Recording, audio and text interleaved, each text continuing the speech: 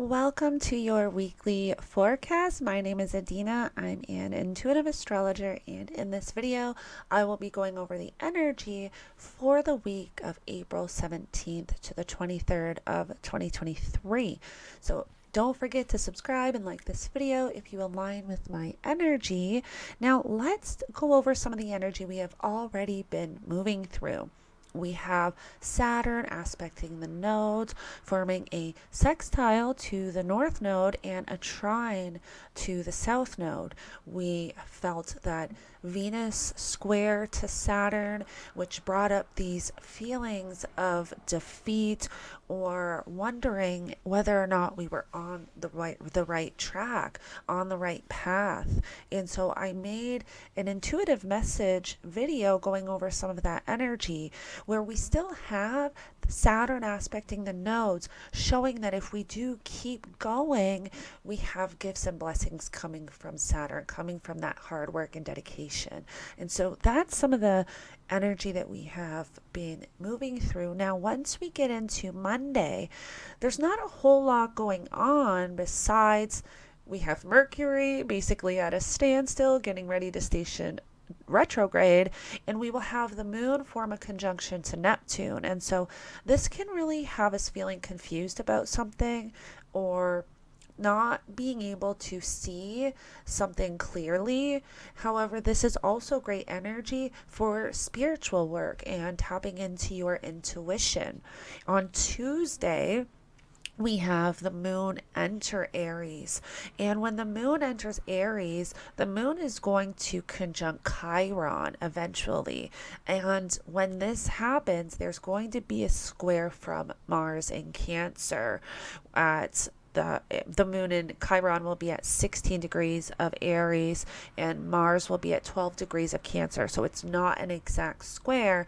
However, it's still there. And this can really bring up old wounds. There can be a triggering of some kind, whether it's from someone or something, but this can really be a triggering energy, bringing up old hurt, old wounds, old trauma, where you're really feeling it. Chiron is the wounded healer. And so I just wanted to bring that to your awareness. If you are, that is a possibility, that energy is there. And then after Tuesday, so Wednesday evening is when we have the solar eclipse. And I'm not going to go too much into the solar eclipse energy because I am posting a separate video about the solar eclipse, and I will also be going into all 12 rising signs. So make sure you do watch for that because that will allow you to get an idea and a feel on how this energy is showing up for you personally and the topics and themes. And so before we have the solar eclipse, late Tuesday, we will have the moon conjunct Jupiter at 23 degrees. I really like this because this is really allowing the moon to kind of bring in this Jupiter energy. So optimism, luck, abundance.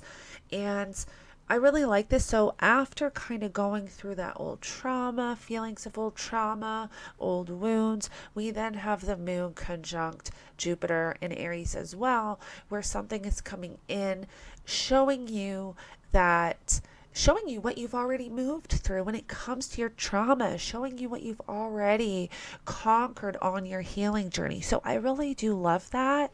And before the moon conjuncts the sun and forms this amazing solar eclipse that is one of the biggest solar eclipse of this decade. So I'm not going to go too much into it, but I just wanted to point that out.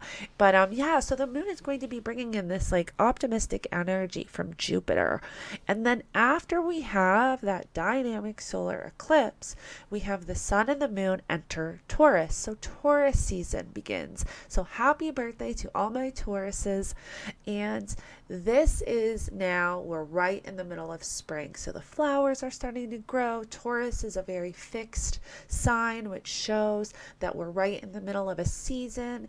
And so this is a time where can be a lot of focus on our security, stability, and comfort. We're wanting to get back to what makes us feel comfortable, secure, and stable. That's what Taurus represents. Taurus also represents our money, our finances, our banking systems, our food supply. And so with the sun now in Taurus, there's more of a highlight around all of that energy. And also, like, the sun and the moon enter Taurus like very pretty much right after this solar eclipse, kind of bringing in this eclipse energy into Taurus. So it's really interesting. And then that solar eclipse is also squaring Pluto in Aquarius, which is also pretty dynamic and interesting.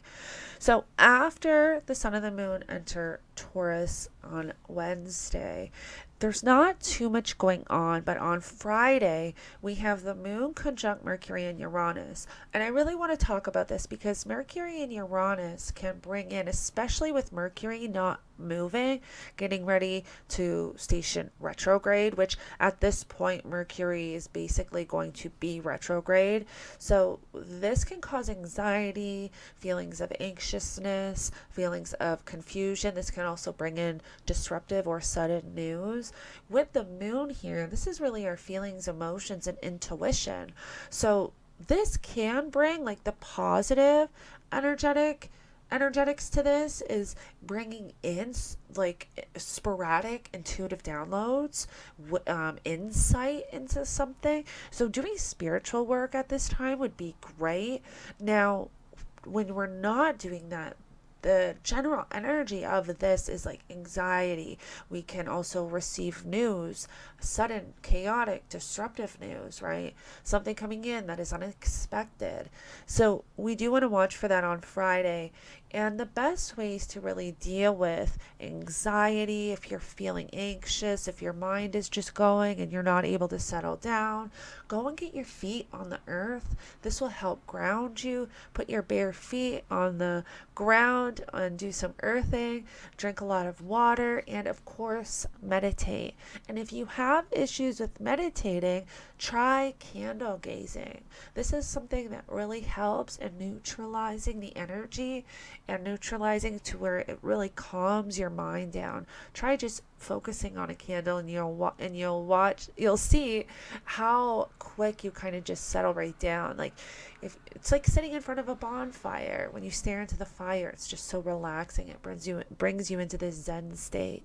So then on Sunday, we have Mars sextile Mercury retrograde. So this is really bringing in, sextiles are opportunities, right? So this can bring in something quick. Mars is quick, but Mars is also in Cancer. And so you really want to know where you have Cancer and Taurus, because this energy is going to bring in some opportunity when it comes to these areas of your life. And with Mercury being retrograde, there might be a little bit of confusion around this or misunderstanding. So just make sure you are understanding everything clearly.